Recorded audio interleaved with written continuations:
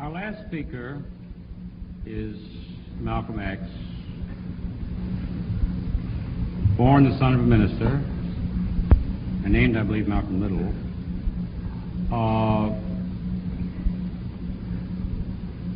I don't know Mr. X.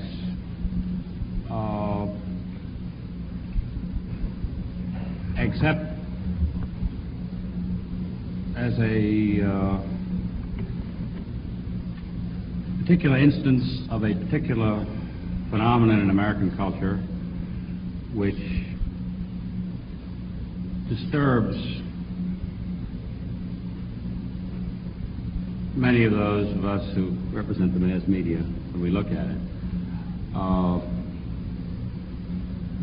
He's a man of great sharpness and penetration and great personal courage. Mr. Malcolm X.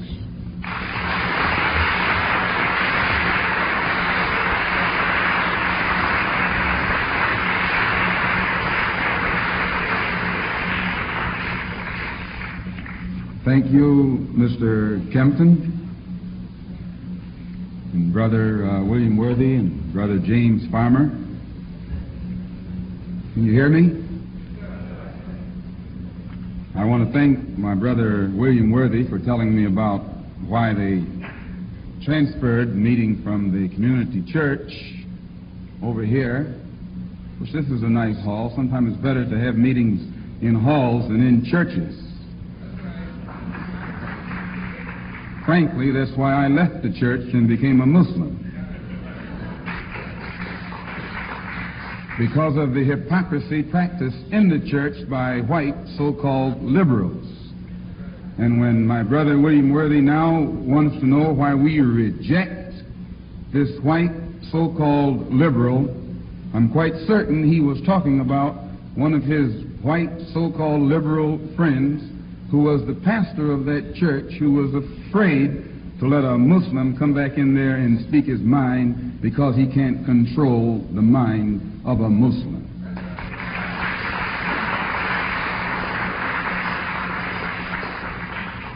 Excuse me if I appear a bit tired. I've been out in Los Angeles, as they stated, for the past 4 days, awake, and I'll tell you why.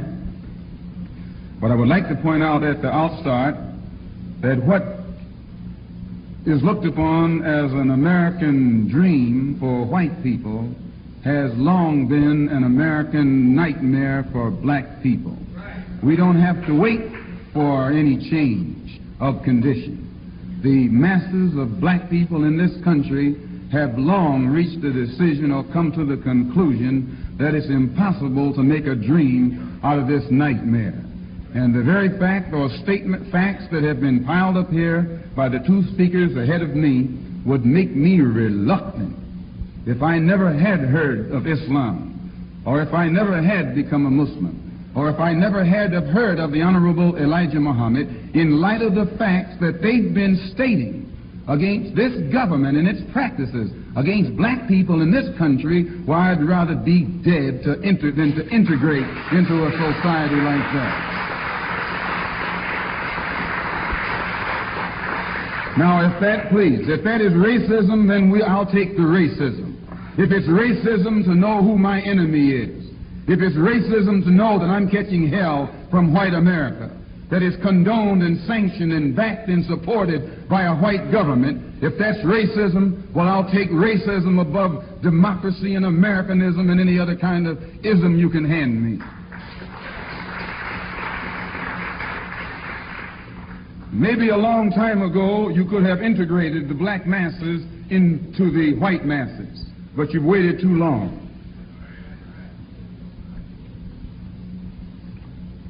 My reason for having just come from Los Angeles, and if this meeting had taken place 4 days ago, we perhaps would have had a different approach, but the same subject,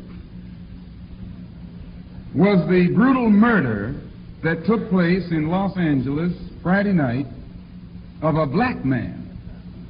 I won't say a Muslim, because the white press wants to blow up the fact that it was a Muslim in an effort to alienate him from what they call the Negro masses. This was a so-called Negro that was shot down. Not one, but 7 of them in cold blood by the police. And any time some white liberal wants to jump up in my face and tell me something about the Gestapo tactics that are practiced in Nazi Germany, I'll bust you in your mouth. If Agnes, please, I want to hear that. Will you cut that out, please? If in the same breath you can't describe the Gestapo tactics that are practiced in Nazi America against black people in this country, day in and day out, north, south, east, and west, you shouldn't open up your white mouth about Germany or South Africa or Portugal or any other country on this earth. The Los Angeles Police Department, for the past 5 days, have used America's press, meaning the radio, the television, the newspaper, to cover up one of the worst crimes, one of the most inhuman acts of atrocity that have ever been committed in a civilized society, or in a so-called civilized society. And this Gestapo-type action is a crime not only against black people, it's a crime against society, people who call themselves civilized. It's a crime against people who call themselves religious, and it's a crime against people who call themselves God-fearing. In America, as black people, we haven't seen any religious white people. In America, as black people, we haven't seen any God-fearing white people. Harrington, the man whose name you just called out, is a Christian preacher and classified as a white liberal.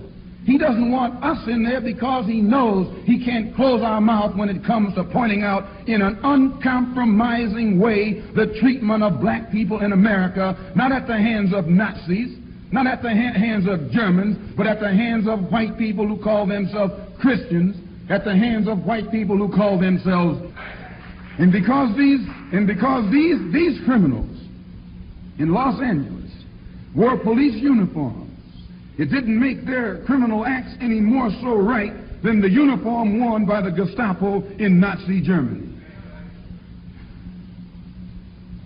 In the Los Angeles Times, it says that Muslims riot. There was no Muslim riot. It says that this was all in the same day, and in their other paper they came out with a headline, Muslims shoot and beat police in Los Angeles gun battle. This is the press. This is what the United States press represents. Across the country, they picked up the story and told about a blazing gun battle between police and Muslims on the city streets of Los Angeles. How dumb can you get? A Muslim doesn't carry a gun. A Muslim doesn't carry a knife.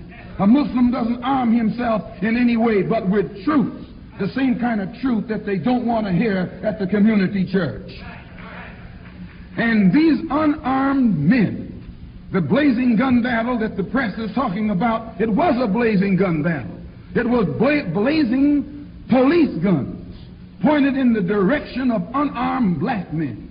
One was shot through the heart while he was asking the officer, "What do you want?" One was shot down, the one that died was shot down in cold blood while he was asking these white liberal officers, "What do you want, sir?" I want to tell you this. Just take me a couple more minutes. Excuse me for being in an excited tone, but if you had seen what I've seen in the past 4 days, I believe you'd be a bit excited too. The 7 men who were shot down, murdered in cold blood by the Los Angeles City Police, 1 is dead, 6 are in the hospital, 4 of them are on the serious list. They were held in custody for 48 hours. Finally, when we were able to bail them, and we got them out, they're all out, they had them on their bails totaling $150,000, and with the help of Allah, we got them out. That was our first duty, because as a Muslim, our duty is to free the prisoner, free our brother who's in prison. And then after he's free, we move on to the next step. 4 of those men were released in the police corridor, naked. 1 had been shot 1 inch above the heart. The bullet passed through his entire body. The same one who was shot through the heart was shot through the penis. The bullet went through his stomach. He was not put in the hospital. He was put in jail. When those men were turned over to us, they were turned over to us in the corridor of the jailhouse with no hospitalization. Now, what the hell kind of integration you going to offer me? What kind of integration can you offer me in a government, in a country, in a society, with a race of white people who profess to love black people and who profess to be human, who profess to want to correct the injustices that are being done and haven't opened up their white mouth, and the incident took place 4 days ago. The NAACP, the president of the local NAACP in Los Angeles wired a telegram to the state attorney, Stanley Moss, vigorously protesting this brutality that was practiced. No Negro organization in Los Angeles sanctioned what took place. If it did nothing else, it did bring all of the black elements in Los Angeles together. And I think that Brother Ronald, the brother who died, Brother Ronald, the brother who died, if he had known that to give his life would bring about unity of black people, he gave it gladly.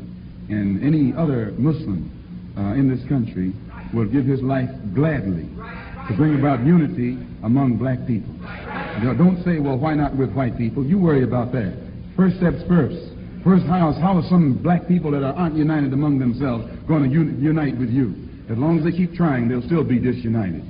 We don't want those kind of Negroes who are trying to unite with people that are not their own kind before they get united among their own kind. We're not even interested in them. You can have them.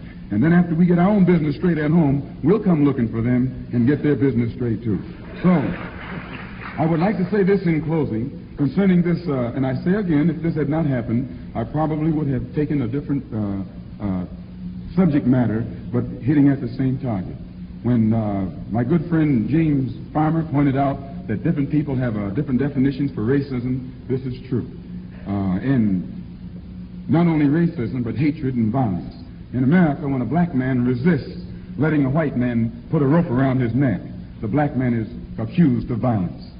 In America, when a black man resists the hatred that is being taught by the white man, then the black man is accused of advocating hatred. In America, when the black man makes resistance against the white supremacy doctrine and brainwashing that has been done to black people to make black people hate themselves, then that black man is accused of advocating white supremacy, which is only designed to offset the inferiority complex that he has from his overdose of white supremacy here in America. So in America, black people should never be accused of being violent or advocating violence. In America, when a black man says, I have to defend myself, you should call that what it is, self-defense. And if America has the right to defend herself from her enemies, the black man in America has the right to defend himself from his enemies. If it's all right for, please, I don't want to hear that. If it's all right, that hand patting has been done long enough. If it's all right for the black people in Angola to defend themselves against the atrocities of the white Portuguese, if it's all right for the black people in Algeria to defend themselves against the atrocities of the French, and if it's all right for the black people in the Congo to defend themselves from the atrocities of the white Belgians, then it is just as much so all right for the black people here in America to defend ourselves from the atrocities that these white American colonialists have been inflicting against us. They'll never point toward colonialism in Africa or Latin America. There are 20 million black people here in America more thoroughly colonized than any black people in Africa or Asia have ever been. But they have been colonized by a hypocrite. They've been colonized by a nation that has perfected the art of hypocrisy to such high degree they'll stand up and make themselves look like angels in disguise when they've got blood of black people dripping from their mouths and dripping from their fingers. And it is because of this we believe that as you sow, so shall you reap. And if you're going to reap what you have sown, we don't want to integrate with you. If the book, your Bible that you taught us about teaches, he that leads into captivity shall go into captivity, we know what you've got coming to you, and we don't want to share it with you. If the same Bible, please, If the same Bible that you gave to our people teaches us that he that kills with the sword shall likewise be killed by the sword, then since we know what America has coming to her, we don't want any part of what America has in the future. If you didn't want us integrated with you in the past when your existence was bright and red and rosy, now that things look dark for the white man on this earth, don't come to me and tell me to share your troubles with you. I thank you.